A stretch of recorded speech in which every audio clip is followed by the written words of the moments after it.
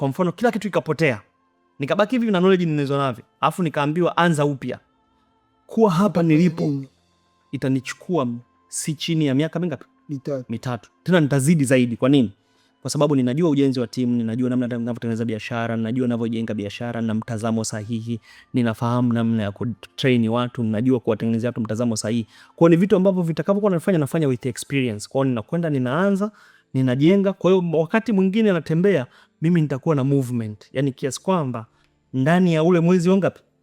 Wa kwanza tayari nishatengeneza foundation ya kufa mtu. Nikienda miezi 6 ya kwanza nimeshatengeneza foundation ambayo tayari hela inanipa, lakini sitaangalia hela. Nitakuwa naangalia namna ninavyotengeneza watu sahihi. Blaza, miaka 3 ni hatari. Kwa nimefanya kitu kikubwa sana kwa sababu yani mimi nitakuwa nashinda yani tunafahamu ratiba za ndege. Kuna sehemu mikoa ndege inaenda mara ngapi? Mara 2. Basi mimi natembea nazo yani inanipeleka asubuhi, mchana ninaporudi na kuja nayo sehemu nyingine. Nishamaliza ndani. Yani maana yake masaa 2 kila sehemu nimepiga. Itakuwa ni hatari sana.